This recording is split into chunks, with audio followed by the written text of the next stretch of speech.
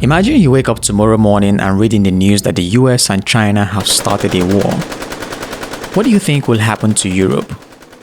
What do you think European leaders would do? Who, between the US and China, do you think Europe would support? Answers to these questions were obvious and simple 20 years ago because America was an ally and the biggest trading partner of Europe. Today, however, one of these two elements has shifted. Gradually in the last 20 years, Europe has depended more and more on China, and by 2020, China beats the US as Europe's largest trading partner in goods. In 2022, the EU and China traded goods worth 856.3 billion euros, representing a whopping 15.3% of entire EU trades. As of 2023, while Europe imports 14% of all its goods from the United States, that number is 20% from China. 3.5 million direct jobs and 21.5 million indirect jobs in the EU depend on China trades, while up to 65% of EU companies has something to do with China. With numbers like this, do you think Europe can afford to be an enemy of China? Nah. But at the same time, Europe cannot afford to lose its friendship with America because that comes with the most powerful AK-47 in the world. This dilemma then makes Europe to be like my ex-wife who dumped me for another man because I wasn't good in bed. But she still posts my pictures every week on Instagram because, look at my face, I'm the most beautiful person in the world. I know. That joke isn't funny, but the analogy does make sense, right? Would Europe join the US in a war against China and destroy its own economy? Or join China and lose the American friendship and war chest? This video will have 3 parts. In part 1 of the video, we look back briefly at the history of trade between Europe and China long before America became a superpower.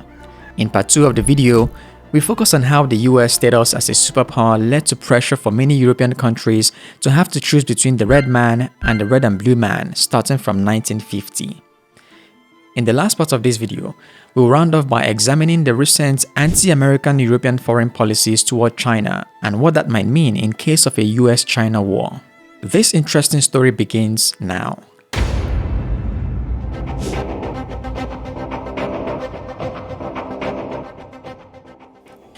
In his 1299 book, Il Milione, Marco Polo wrote about China.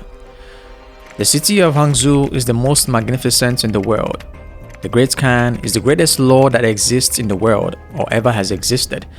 The Khan's palace is made of marble and gold with roofs of gold and silver. Marco Polo, who was a famous European explorer, had followed his father and uncle on a trade mission to China in 1271. He spent 17 years, other sources say 24 years, on the Asian continent as a whole, but a reasonable amount of that in China.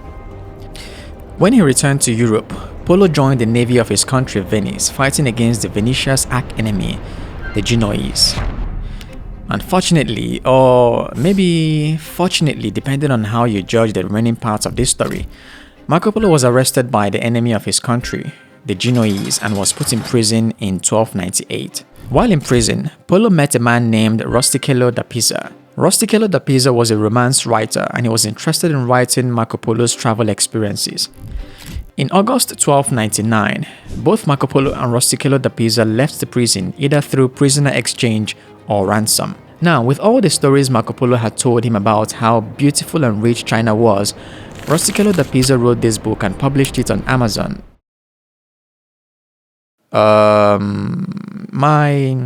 My grandfather told me that Amazon didn't exist in the 13th century. Regardless, Marco Polo's book, Il Milione, which is translated to mean The Travels of Marco Polo, became very popular in Europe in the 14th century, sparking Europeans' interest in China. Suddenly, every European merchant and explorer wanted to go see for themselves what Polo described about the glory and beauty of China, most especially because Polo had reportedly said, "I have not told half of what I saw."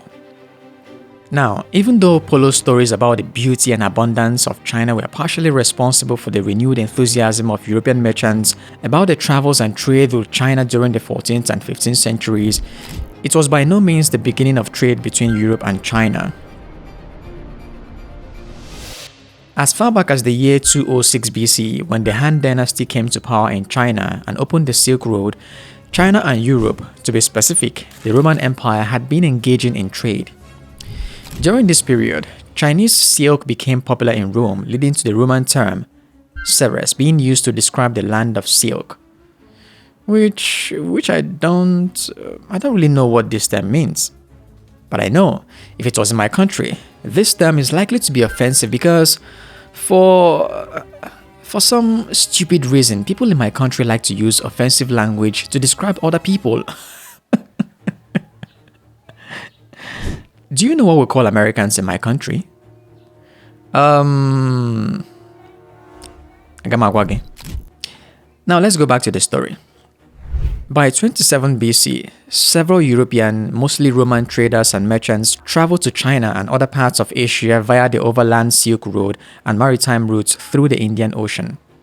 Goods such as silk, spices, and precious stones were traded at the Parthians, an intermediary city situated between the Roman and Han empires. During the early Middle Ages, the Byzantine Empire of Europe and Nestorian Christians kept the trade between Europe and China alive, while the Tang dynasty of China ushered in what is today known as the Golden Age of the Silk Road, with goods such as silk, paper, tea, and porcelain flowing to Europe, while horses, glassware, and precious metals flowed to China.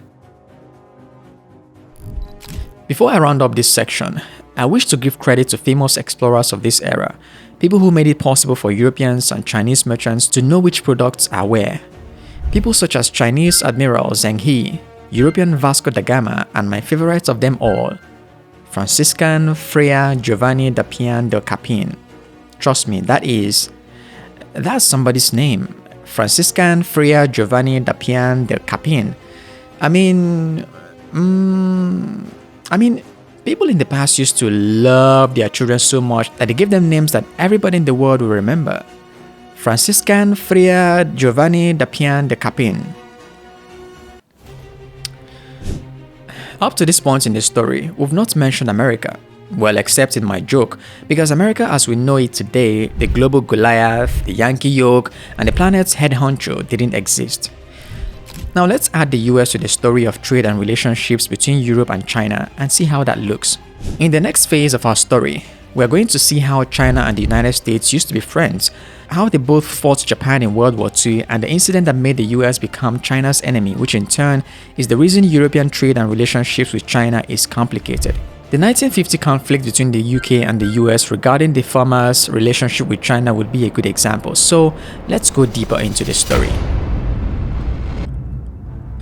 In his 1979 book, The United States and China, American historian John King Fairbank wrote, "For a decade, the American public had idealized free China.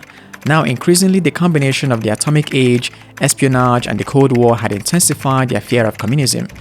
To have free China become communist seemed a national disaster."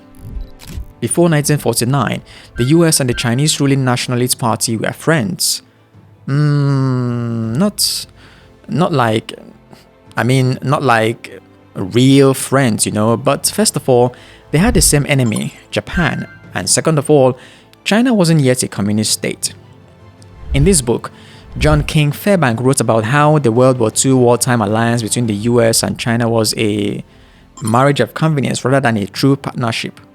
Regardless, when Japan invaded China in 1937, American President Franklin D. Roosevelt, through the Lend-Lease Act, supplied China with $1.6 billion worth of military aid, which should be about $21 billion in today's currency. This money, according to the US Lend-Lease Act, could be paid back in cash or in kind. Yes, I read that while researching this video and I was like, in kind? What does that even mean? That sounds like what 60-year-old shameless men usually tell 18-year-old girls. Yeah, I'll buy you the iPhone. Oh, thank you. You pay back in kind. Shut up, shameless idiot. Anyway, America helped China resist Japan till the end of the World War II. But just 7 months after the end of World War II, on April 6, 1946, the forces of the ruling Nationalist Party of China, also known as Kuomintang, attacked the CPC-held city of Jingzhou in Hubei province. This incident marked the resumption of the Chinese Civil Wars, which had begun in 1927. I don't want to waste your time on the Chinese Civil War story, so I'll summarize it for you. In 1927, the Chinese Communist Party under Cheng Duxiu began a civil war with the ruling Nationalist Party of China under the leadership of Chiang Kai-shek. These two parties fought over who should control China for 1 decade until 1937, when Japan invaded China. Then, the two enemies were like... The dumb guy making this video cannot find a picture of us talking to each other. He likes to deceive his audience by making them believe two enemies actually talked. So, what does he want us to pretend we said? You know I don't like you. Yeah, I know I hate you. But now, there's a third person who doesn't like both of us. I guess we'll have to forget our difference for 9 years. The two enemies worked together for 9 years to fight Japan, and just 7 months after Japan was defeated, they were like, where did we stop? So they resumed the civil war, and this time around, the Chinese Communist Party led by Chairman Mao won the war. In this book, American historian John King Fairbank wrote, "The simple facts of Mao's career seem incredible.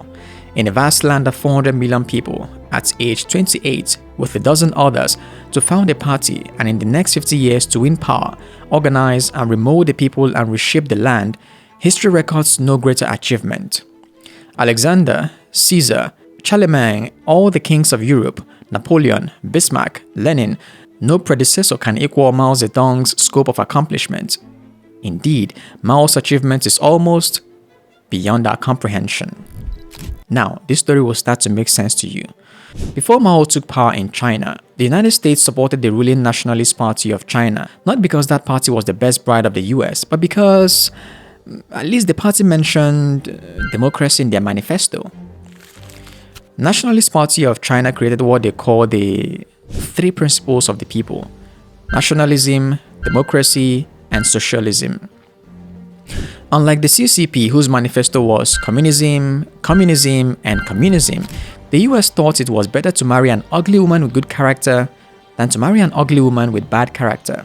Now that the ugly woman with a bad character had managed to take power, this marked the beginning of political tension between the US and China, and by extension, Europe. On January 6, 1950, just 3 months after the Chinese CCP took power, the British government, led by Prime Minister Clement Attlee and Foreign Secretary Ernest Bevin, became the first major Western country to formally recognize the CCP as the legitimate leader of China. America couldn't believe this. What did I hear you did? Nothing. The CCP had taken power. I just recognized them to be who they are, leaders of their country. But you didn't ask me. I mean, you didn't take permission from me. Why should I do that? Because the America. I'm the reason Hitler didn't kill you. Did you forget? Did you forget what I did for you that easily? Are you that stupid? Even before the UK formally recognized the Chinese CCP on January 5, 1950, US Secretary of State Dean Acheson had sent a telegram to the US Embassy in London with a statement. The Department of State considers that the recognition of the communist regime in China by the United Kingdom at this time will seriously complicate our efforts to maintain a stable and friendly government in Taiwan and will encourage further communist aggression in Asia. A day after the UK announced it was recognizing CCP, US Senator William Nolan said, "The British government's recognition of a murderous communist regime in China is a betrayal of the principles we fought for in World War II. This decision will have serious repercussions for our alliance." In a private letter, American President Harry Truman wrote to the UK Prime Minister Clement Attlee, I must express my deep concern over the recent recognition of the communist regime in China by your government. This decision may undermine our collective efforts to contain the spread of communism in Asia. Now, there's a question we need to answer. Why did the UK become the first major European country to recognize the Chinese CPC? Oh, sorry, CCP. Well, money, trades, market. With more than 17 trillion people living in China, China has always been an important market for Europe. Because of the Chinese huge market, European leaders have always had to risk the US friendship so they could refrain from being China's enemy. Against the wish of the United States, following the British, on January 7, 1950, Norway recognized the CCP. Denmark followed on January 9th, Finland on January 13, Switzerland on January 17, and Sweden on May 9, 1950. France, under President Charles de Gaulle, recognized the Chinese CCP on January 27, 1964, with the president saying, "It is necessary to take into account the existence of China and to recognize its government as the reality of the world, no matter what others may say."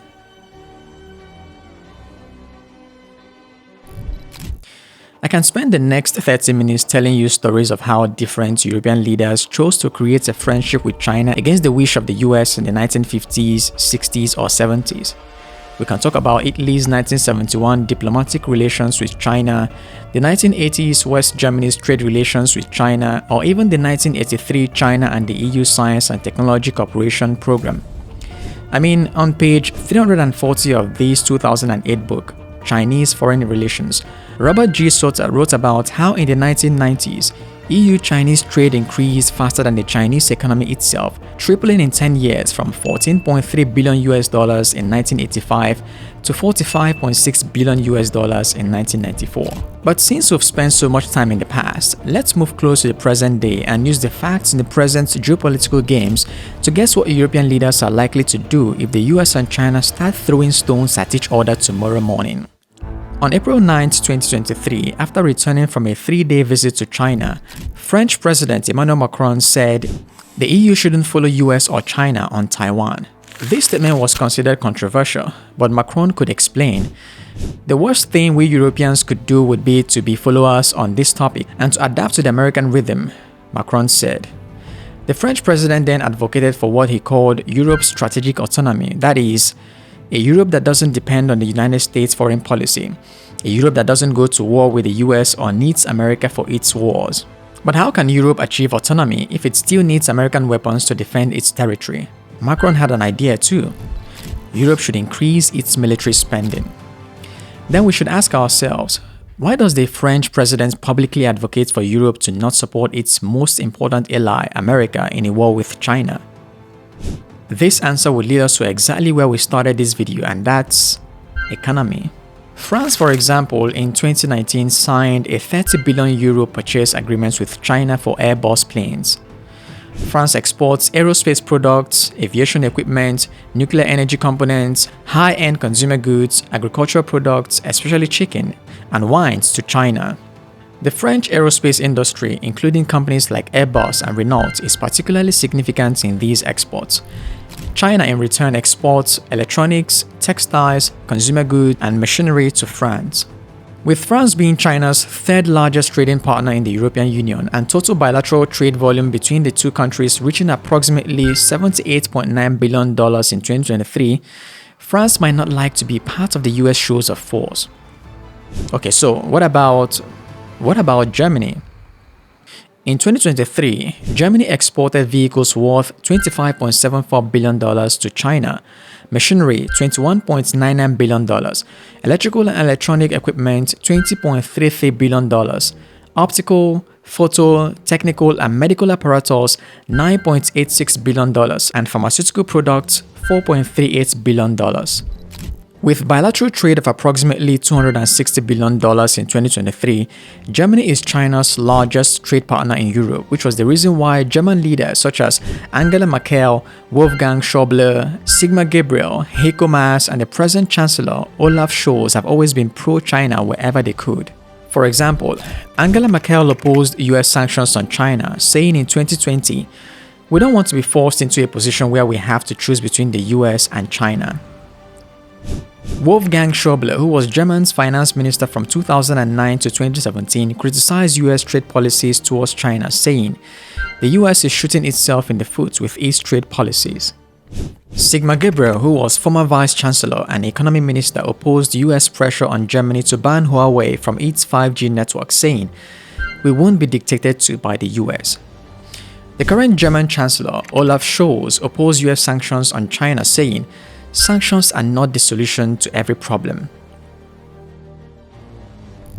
The UK imported £63.6 billion of goods from China and exported £18.8 billion of goods to China in 2021, making China the UK's largest import partner and sixth largest export partner for goods. Italy, Spain, Netherlands, Switzerland, Turkey, Poland, Russia. Sorry. We can't mention Russia in this video because we already know who Russia is supporting in the war between the US and China. But all these other European countries have deep trade ties with China, making their economies like lock and key or as close as a needle and thread to that of China.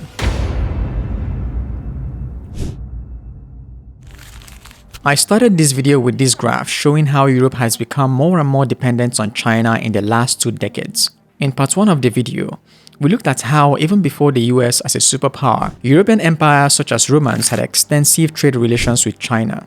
I talked about how Marco Polo's 13th century book rekindled European merchants' interest in visiting and trading with China in the 14th century. We then looked at how after World War II, the superpower status of the United States brought different dynamics into the European and Chinese trade relationship, starting from the January 1950 decision by the UK to recognize the Chinese Communist Party. The last part of this video focused on how different European leaders have had to kick against the United States sanctions and foreign policies regarding China, with the French president openly championing an autonomous Europe. As I've said earlier, it all boils down to one thing, maybe 3 things: money, trade, market. In chapter 3 of Art of War, Sun Tzu wrote, "No ruler should put troops into the field merely to gratify his own spleen. No general should fight a battle simply out of pique. If it is to your advantage, make a forward move. If not, stay where you are." The war between the US and China, if it ever happens, is clearly not to Europe's advantage. With annual €856.3 billion representing 15.3% of entire EU trades, with 20% of all Europe goods being imported from China, most importantly with 3.5 million direct jobs and 21.5 million indirect jobs in the EU depending on China trades, and up to 65% of EU companies having something to do with China, Europe blindly following the US in the war with China is as wise as cutting off the branch you are sitting on, or burning down your own house to keep warm, or cutting off one's own nose to spite one's face, or driving a car without brakes, or setting fire to your own ship before reaching the shore, or tearing up your own map in the middle of a desert, or jumping off a cliff without a parachute. And if you're wondering why I used multiple analogies here, it's because I found lots of analogies on the website and I'm trying to impress you so that you will think I'm smart. Thanks for watching our video. We love you.